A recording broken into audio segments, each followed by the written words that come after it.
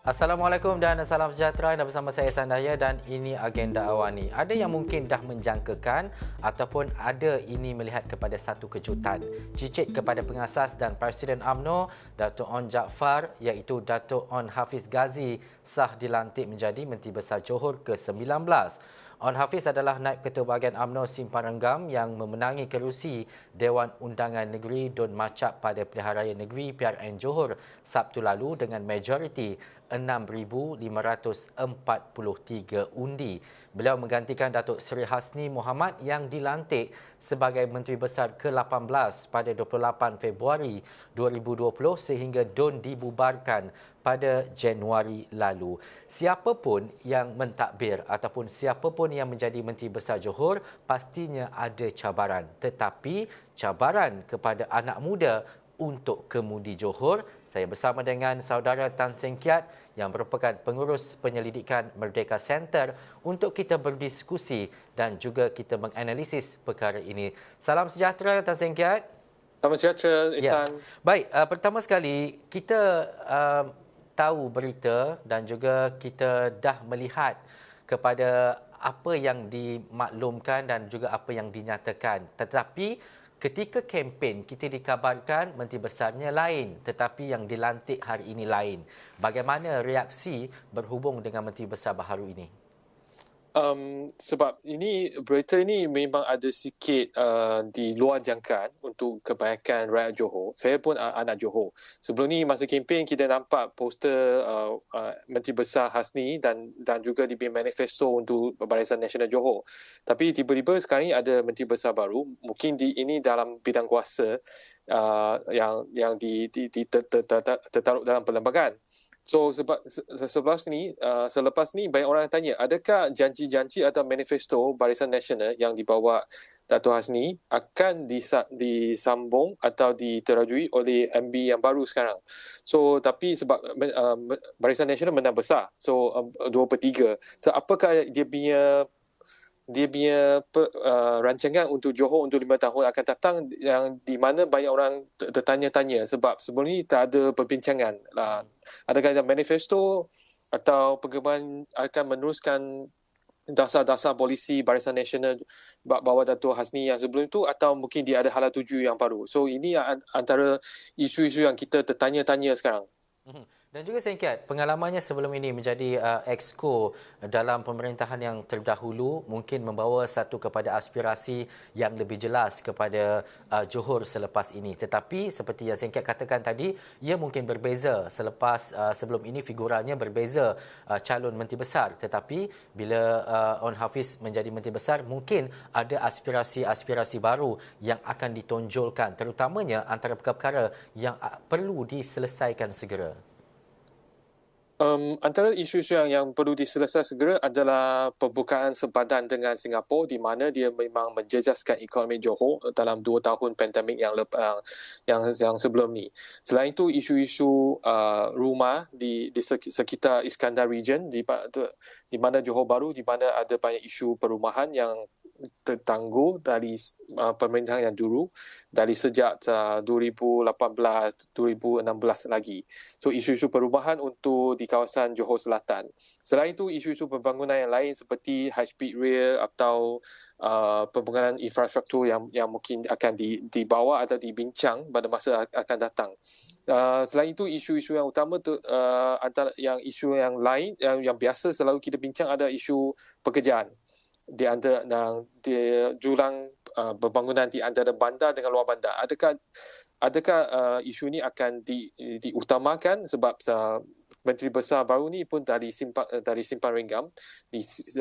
Kita boleh kirakan satu tempat yang di luar bandar, di mana pembangunan dia tidak seperti di Johor Bahru atau di Muar dan sebagainya. So ini antara isu yang kita kena tengok, kena teliti. Dan selain daripada kita bercakap berkaitan dengan isu-isu dan sebagainya, apabila Menteri Besar baharu Dato' On Hafiz Ghazi mengangkat sumpah, pastinya satu perkara adalah untuk mendepani mendepani adun-adun yang lain, terutamanya 39 adun yang lain selepas menang pada PRN Johor baru-baru ini. Bagaimana untuk seorang Menteri Besar yang baharu, yang muda, untuk bersama-sama menggembling tenaga dengan mungkin dalam kalangan mereka yang lebih senior daripada MB? Ini memang salah satu cabaran yang kita akan nampak sebab kalau ikut dari parti UMNO, dia satu parti yang dia structure, di mana dia ada hierarki dia, dari presiden, naib presiden dan sebagainya. Menteri Besar baru, Ong Hafiz, dia hanya naib presiden dalam bahagian saja. Saya tak pasti dia punya jawatan dalam negeri, so dia memang akan menghadapi senior-senior dia macam mana dia pilih exco atau yang dia boleh kerjasama, itu satu bab. Satu bab selain itu, macam mana dia punya kerjasama dengan JCS, Johor Civil Service, di mana antara sistem yang paling lama di tanah Melayu ni. So macam mana dia kerja dengan JCS untuk membangunkan negeri Johor. So di antara cabaran-cabaran yang kita boleh nampak di depan Menteri Besar baru ni. Dan juga singkat, keadaan ini berubah apabila seorang Presiden UMNO bukan lagi merupakan seorang Perdana Menteri. Seorang pengerusi perhubungan UMNO di negeri bukan lagi menjadi Menteri Besar di negeri berkenaan. Mungkin ini antara perkara yang berubah dalam tempoh 1 ke 2 tahun ataupun 3 tahun ini. Apa pandangan dan juga pendapat daripada singkat? Mungkin ini normal baru lepas pandemik, itu saya tak pasti, tapi kita boleh dapat sebelum ini mungkin perkara yang baru untuk UMNO, tapi ini bukan perkara baru untuk antara parti-parti yang lain seperti PKR ke atau DAP, di mana selalu pemimpin dia ada kes mahkamah di mana dia orang tak boleh menerajui kerajaan negeri atau pusat yang mereka menang. So perkara ini menjadi baru untuk UMNO, di mana tadi saya ada mention UMNO ni satu parti ada struktur dia, di mana ada hierarki dia. So ada presiden, pengerusi, naib pengerusi, timbalan dan sebagainya. So adakah norma baru ini atau situasi ini akan membeli cabaran dalaman untuk Menteri Besar baru? Macam mana dia hendak kerjasama dengan veteran-veteran parti yang di mana lebih senior atau lebih berpengalaman dari dia, atau dia boleh menunjukkan cara kepimpinan yang lebih baru, yang lebih berdinamik, di mana akan menarik lebih banyak sokongan kepada pengundi-pengundi muda yang akan datang. Sebab dalam PRN kali ini kita dapat lebih banyak pengundi muda keluar mengundi. So adakah ini sebab ini satu hala tuju yang baru untuk UMNO untuk menghadapi PRU yang akan datang dalam mungkin tak sampai 3 bulan ni. Dan juga singkat, episod hari ini yang kita tunggu mungkin sehari ataupun 2 hari siapa Menteri Besar Johor. Tetapi adakah episod hari ini akan berlanjutan dalam tempoh akan datang, dan mungkinkah akan berlakunya krisis dalaman UMNO di Johor?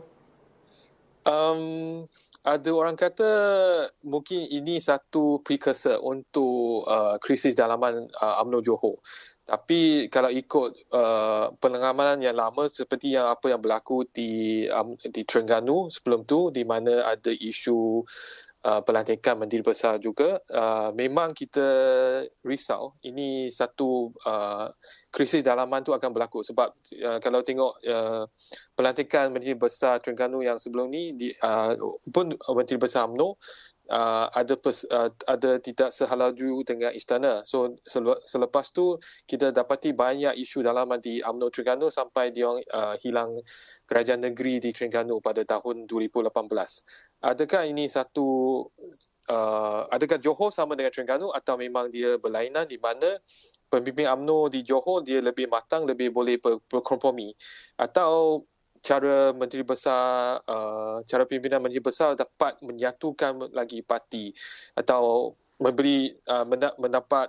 menarik lebih banyak sokongan orang muda, khasnya orang Melayu muda, yang di mana didampak dia lebih sokong kepada Perikatan Nasional dalam PRN Johor ni. So kita dalam satu English beer words kata a day is too long in politics. So kita memang perlu tengok apa yang berlaku dalam jangka masa yang akan seminggu yang akan datang, mungkin kita pun kena teliti apa yang berlaku dalam setahun dua yang akan datang.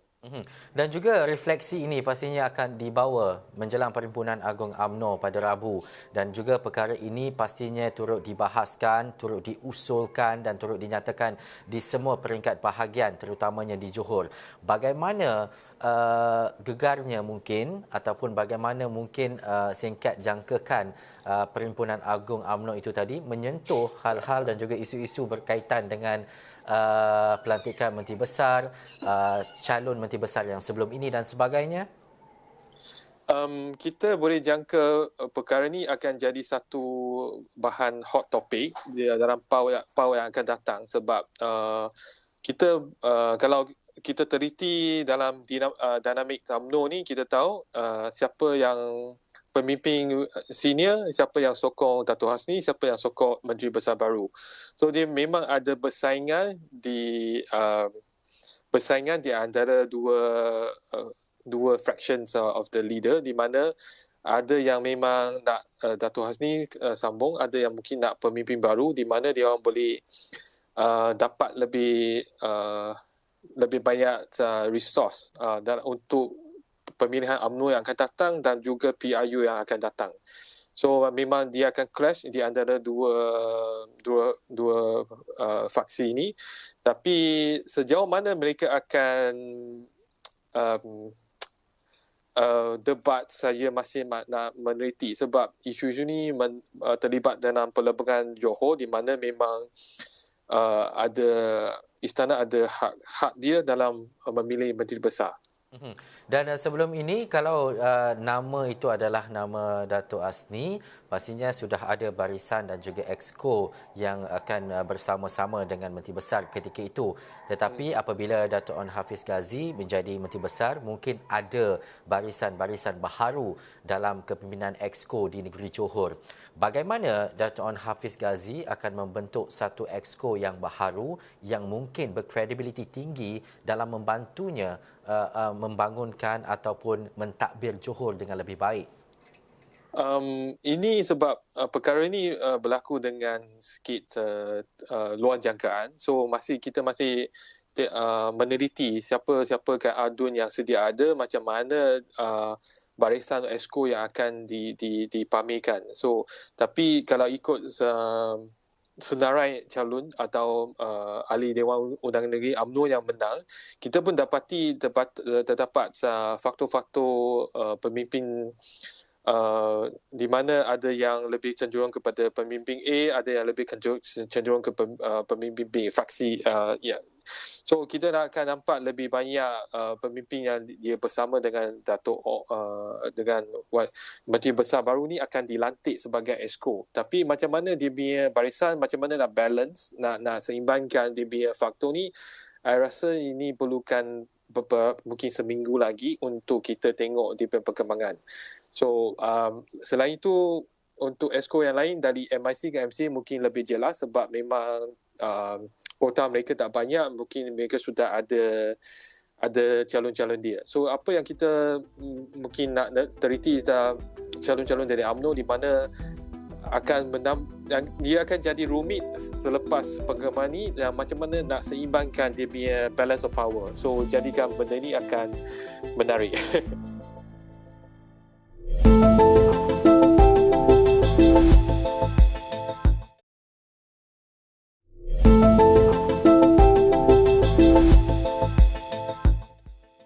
Dan juga Sengkiat, bagaimana Sengkiat melihat kepada persepsi masyarakat, terutamanya apabila isu-isu berkaitan dengan pelantikan MB ini berlanjutan selama 1 ataupun 2 hari selepas habisnya PRN Johor. Bukan sahaja melibatkan bangsa Johor ataupun rakyat Johor dan juga pengundi di sana, tetapi secara keseluruhannya untuk rakyat pengundi melihat kepada situasi yang berlaku, terutamanya dalam Barisan Nasional ini. Perkara ini dia akan dinampakkan Barisan Nasional atau UMNO dia lemah, di mana dia tidak boleh menentukan dia punya calon Menteri Besar. So mungkin dia akan ada sikit kececewaan di antara dia punya penyokong, atau di mana dia mungkin sebahagian kecil yang di mana dia memang sokong Barisan Nasional dan PIN ini sebab pimpinan Dato' Hasni. Tapi penyokong-penyokong UMNO ni mungkin akan terasa kecewa kalau emosi-emosi mereka tidak ditadangi dengan baik. Mungkin dia akan jadi satu isu dalaman untuk UMNO yang akan datang. So macam mana nak seperti yang kita bincang tadi, Barisan ESCO, macam mana kita seimbang balik dia punya barisan di mana setiap dapatkan seimbang balik dia punya fraction. So tadi orang yang sokong Dato' Hasni, orang yang sokong Menteri Besar baru, macam mana dia dapat dia punya jawatan dan macam mana kita nak UMNO nak jelaskan kepada rakyat dan dia punya penyokong perkara ini berlaku tapi kita masih dalam satu dalam perpaduan dalam parti ini kita kena teruskan memimpin Johor dan tidak sabotaj. So ini jadi satu cabaran untuk yang masa terdekat untuk pemimpin UMNO di Johor dan juga pemimpin UMNO di pusat. Kalau tidak, dia akan menjejaskan kredibiliti parti ini di mana dia tidak dapat menentukan dia punya calon-calon menteri besar atau Perdana Menteri yang akan datang. So dia akan jadi satu isu tunjukkan kelemahan. Jangan berlaku sabotaj seperti yang Singkiat nyatakan tadi. Tetapi ada satu pihak lagi perlu berjiwa besar dengan keputusan ini, dengan pelantikan Menteri Besar ini. Tetapi untuk melihat kepada tempoh 5 tahun akan datang, bagaimana 40 adun dalam Barisan Nasional ini perlu bergerak seiring dalam memastikan tidak berlakunya pergolakan, tidak berlakunya isu-isu dalaman yang boleh menjejaskan kepimpinan dalam Parti Barisan Nasional dan juga dalam exco kerajaan ataupun kepimpinan di Johor.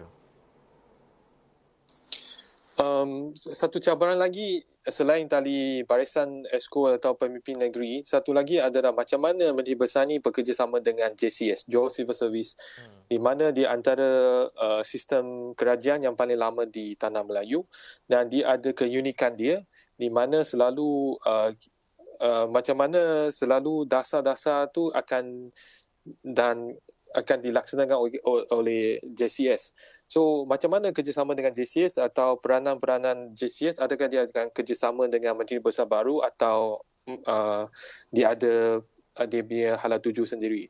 So, sebab kenapa I bangkitkan isu ni sebab dalam Johor, saya anak Johor juga. So, kita ada 4 Menteri Besar dalam 4 tahun ni. So dia nampak ada kesabilan dalam kepimpinan negeri Johor di mana banyak projek pembangunan atau dasar-dasar dia tidak seiring. So setiap kali ada pemimpin Menteri Besar baru, dia mungkin ada hala tuju baru atau tidak berat dasar-dasar yang berlainan. So dia menjadikan JCS memainkan peranan besar dalam pemerintahan negeri Johor.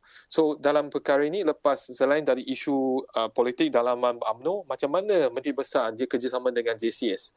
Adakah JCS akan nampak dia sebagai satu menteri pemimpin yang lemah sebab dia tak dapat sokongan parti, atau dia akan beri sokongan yang penuh untuk Menteri Besar baru untuk melaksanakan dia punya dasar-dasar dan polisi.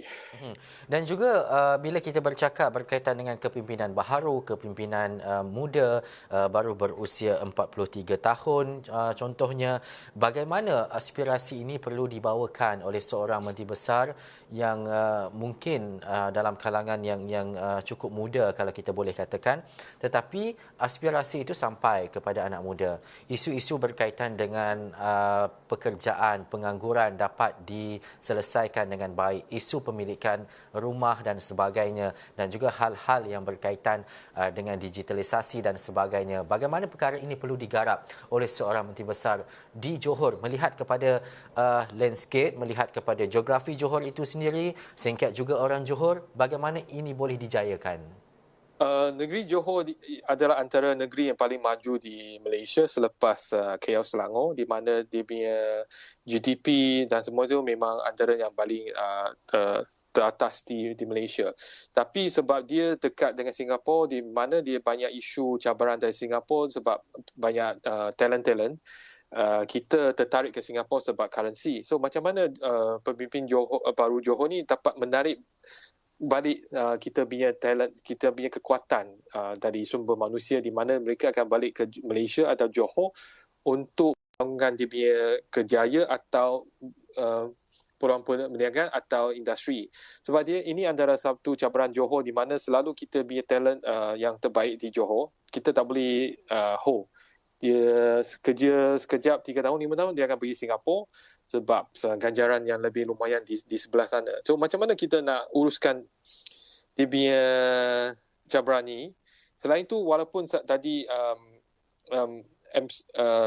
bincang tentang umur MNJ besar 44 yang antara muda, mungkin ini fenomena yang baru untuk UMNO, di mana selalu UMNO sebab dia ada hierarki, selalunya orang yang veteran akan dapatkan jawatan menteri besar. Tapi kalau kita tengok dari segi pembangunan politik Malaysia, di mana negeri lain pun ada menteri besar yang muda. Contoh, sebelum ni antara Datuk K. Toyo di Selangor, di mana dia menteri besar dalam umur 30-an. Tapi tengok sekarang Selangor, dia menteri besar pun bawa umur 40. So ini mungkin baru untuk UMNO.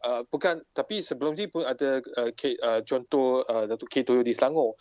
So I rasa menteri besar yang muda mungkin dia akan lebih berdinamik, mungkin dia ada idea baru, di mana dia boleh ada hala tuju baru, di mana atau idea yang baru untuk membangunkan negeri.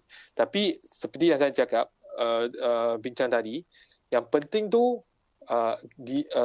menteri besar kena ada dapat sokongan dari JCS, di mana dia punya dasar baru boleh berjalan dengan lancar.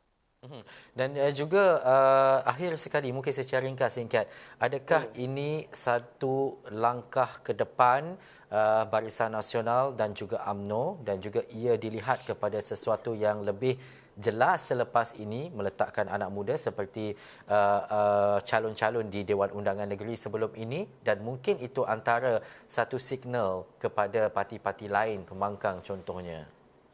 I rasa langkah UMNO ni memang antara yang boleh dikatakan baik, sebab dia memang dapat dalam perkataan Inggeris kita kata regeneration. So kita bagi pelapis UMNO dalam umur 30-an untuk naik depan untuk memimpin parti ini, di mana dia tak ada baggage lama, di mana baggage lama UMNO yang dikata isu korupsi, isu yang lain.